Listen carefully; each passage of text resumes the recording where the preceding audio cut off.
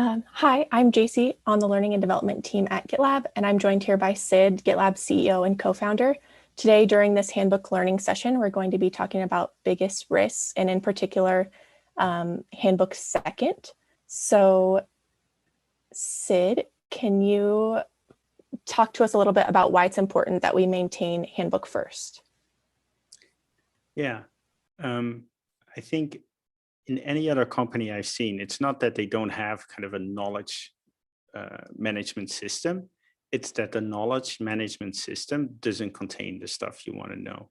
It doesn't contain everything. And most importantly, it's out of date.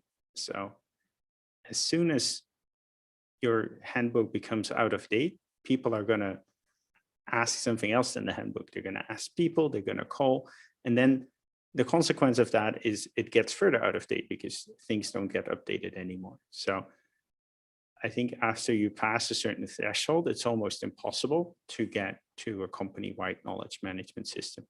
It took us a lot of effort to come where we are today. And I think it's easy to lose. And I think there's big advantages of having an up-to-date handbook in onboarding people, in change management, in changing stuff in the company, and in people kind of learning how the company works. Definitely. Yeah, I think when I joined, the handbook was under 1,000 pages maybe. So it's been interesting to watch it grow and kind of see how it's evolved and how much information has been added. I think people have really emphasized using the handbook. So leaders model the behavior and culture of GitLab. Team members look to leaders to live our values and be examples of them. How does leadership model handbook first? And if they aren't, what should we do? Yeah, I think leadership is responsible for working handbook first themselves. So if you have a change, communicate it through a handbook change, not through an email or a presentation or another way. So the leader should be making handbook changes or directing people to make handbook changes. And people should speak up if a change is communicated in a non-handbook way. If there's an email without a link to a diff, but we're doing this way from now on, it should be like, hey, should this be handbook first instead? Definitely. So how do we maintain our handbook first values as we're growing rapidly, not just leadership, but also team members?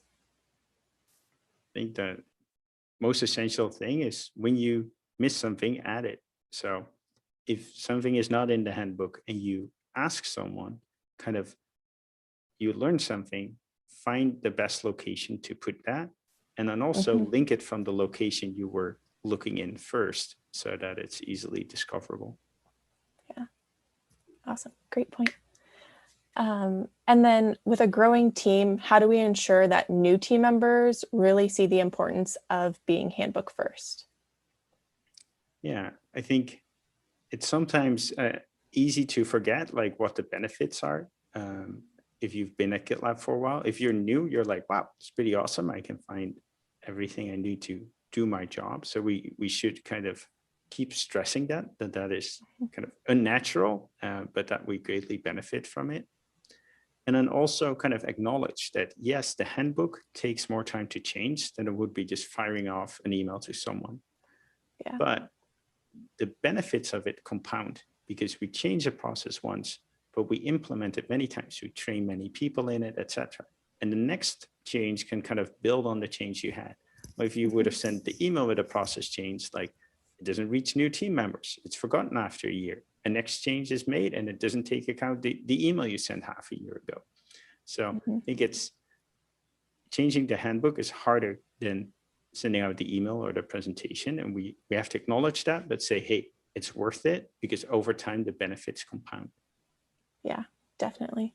Being on teams that have grown, I can totally attest to having stuff in the handbook, making things, it is time consuming to add to the handbook, but it definitely makes things easier as more team members come on board. So awesome. Well, those are the questions that I had on this topic. So thank you so much for taking the time to record this video on Handbook Second, Sid. I really appreciate it.